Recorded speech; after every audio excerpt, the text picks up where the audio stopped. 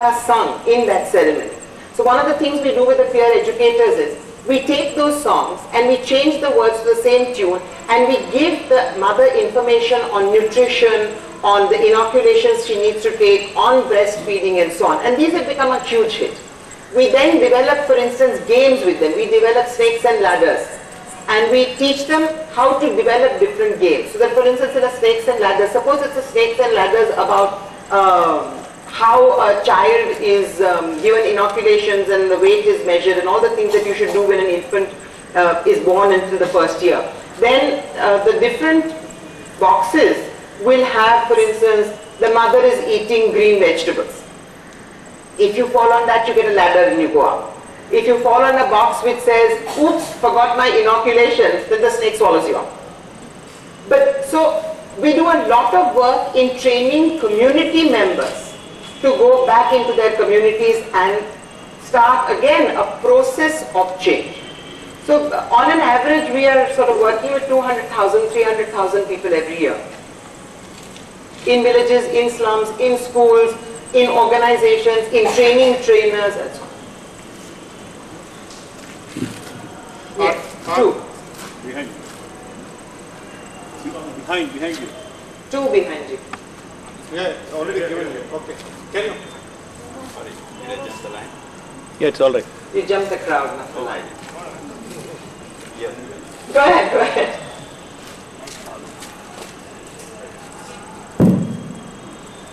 Mallika, my name is Paparao. I just quit the IAS about 1-2 years ago. The question is, one comment is that, I have a comment and a question. Comment is that... Mike's gone. Mike's gone. The comment is that I fully agree with you, but I had such a difficult thing being in the government to tell what to do. And I lost so many good friends after a day-long work, and somebody says, this road is bad, this is bad. I said, what have you done for this, what have you done? So now I find a real intellectual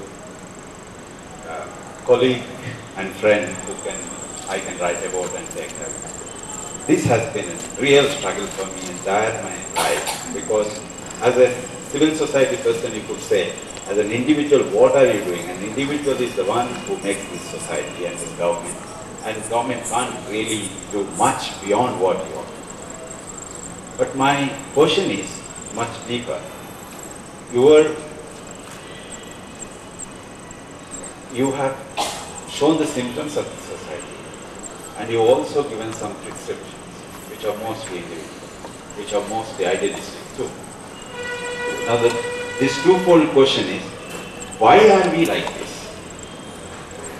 First question. We are like that only. No, this is also an answer like that. I know it is. So, why, and as I just told you before the lecture started, I've been thinking about it. Why are we like this? I'm nowhere near an answer to this. As a cultural group, mind you, I've been working in Europe last 6 years with UN.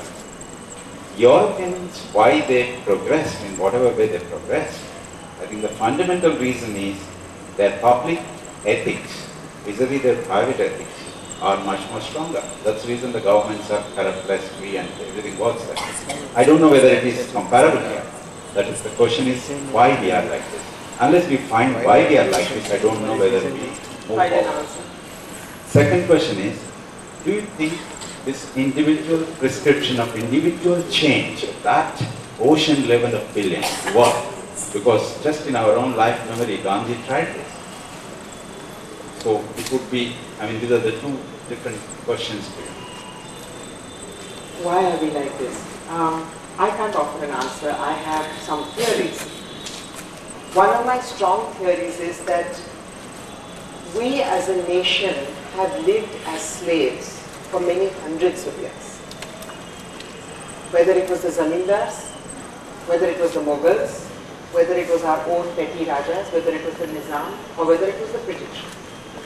We have lived in a system where currying favor is what got us protection. So our basic nature seems to have become to curry favor and to slavishly follow the person or the system that we think is superior. Now this comes out in many different ways. It comes out in the chamcha phenomenon. We know that every politician, every star, every petty bureaucrat has chamchas. And the chamchas are the ones who become the mediators if you want work done. That is one phenomenon.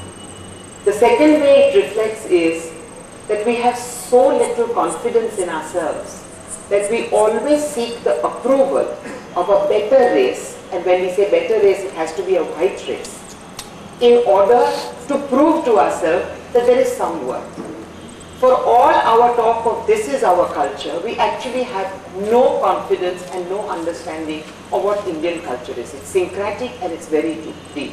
And people who do genuinely understand that culture can never be afraid of being swamped by something else, because the roots are so deep. But we have lost it. And this will show, it's manifest in everything. The whole country copies Amitabh Bachchan and Aishwarya Rai. So who does Amitabh Bachchan copy? Marlon Brando. Who does Aishwarya Rai want to dress like? Like Gucci. So we are following icons who are slave to other icons who invariably are white. Why does yoga become popular? Because suddenly in the West everybody is doing yoga. So therefore it is okay, this bit of my tradition is fine. This is an attitude that is completely destroying, you are saying, why are we like this? Lack of self-worth. A complete lack of self-worth and complete lack, genuine lack of understanding and therefore trust in this multipolar, multi-everything society that we today have put into a geographical boundary called India. Your second question. You know, I was offered a ticket by Rajiv Gandhi in 1984. Since then, in every election, different parties try and convince me to stand. And every time I ask myself this question, and it is going to happen now because the next Lok Sabha elections are coming. My question is, am I more effective as an outsider or am I more effective as an insider? As an insider, I think that the way politics have moved, the possibility of being a solo voice as an independent MP or an independent MLA is very small. So you need to belong to a group. None of the political parties are parties which I think I would like to belong to because they are all liars. So my answer would be that if I could get 200 people across this nation who will say, we don't want to discuss politics, it doesn't matter if I belong to the right, left or center. We want to make a difference to this country's governance. We are willing to give 8 years, and I'll tell you why I say 8. We are willing to give 8 years of our life to say we will get elected and we will make our governance clean, corruption-free, transparent, effective, efficient. Why am I saying 8 years? First 3 years, I think you need to work in whichever constituency you have chosen to stand from, so that you become an effective one. Then you get elected, and because you have taken these 5 vows, you will never get elected again. So you have to go in with that I'm not going to say that if so-and-so wants an oil law changed or an oil subsidy taken away, if it's not good for the country, I'm not going to do it. And therefore it's like those kamikaze pilots who knew they were not going to come out. So we have to have 200 people who say we know we'll never be elected again, but in those 5 years we will show you that it is possible. And why am I saying 200? Because if 200 people stand, maybe 50 or 75 will get elected, and that is strong enough a group to make a difference in parliament. So that's an open invitation to this city. Yeah, you have a candidate there.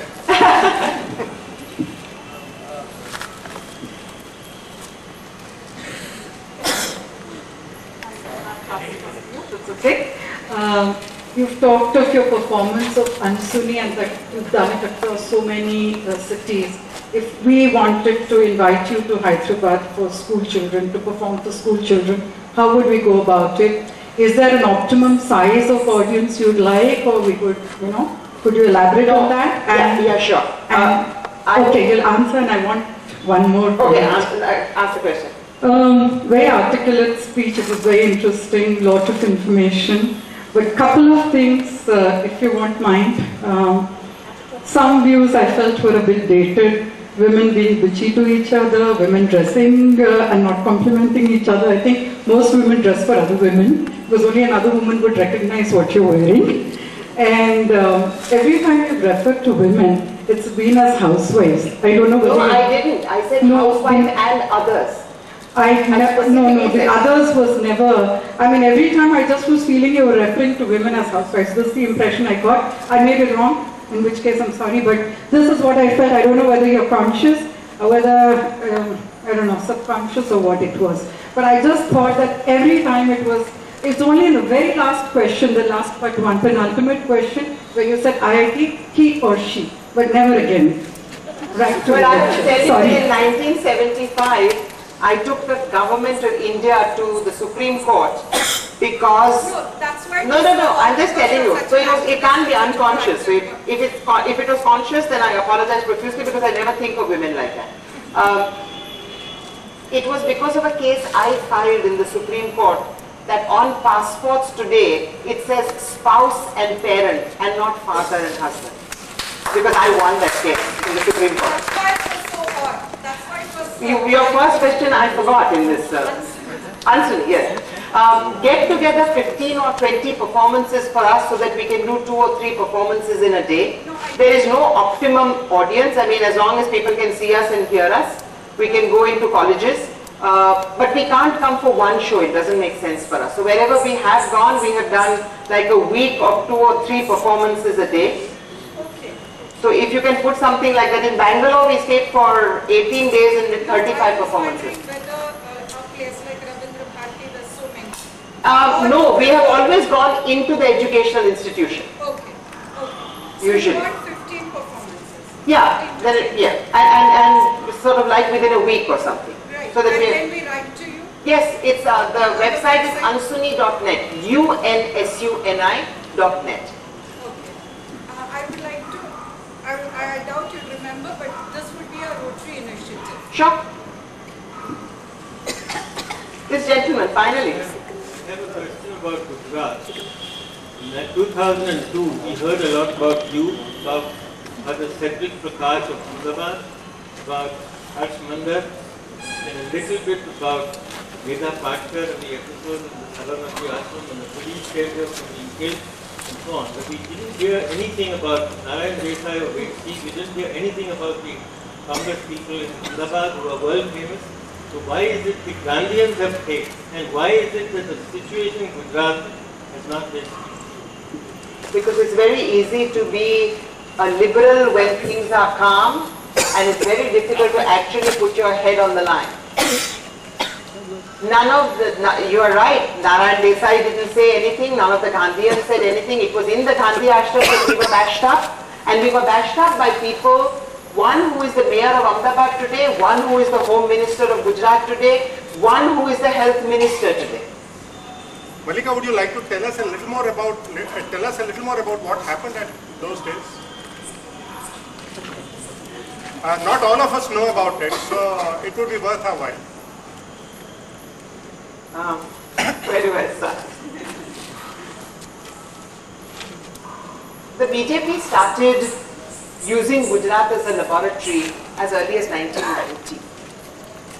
The reason Gujarat was chosen is that Gujarat is basically an apolitical state. Ever since it was formed in 1960, the Gujaratis have voted for anybody who will let them continue making money. And fine. But in the 60s and 70s, the Jain ethic was very strong.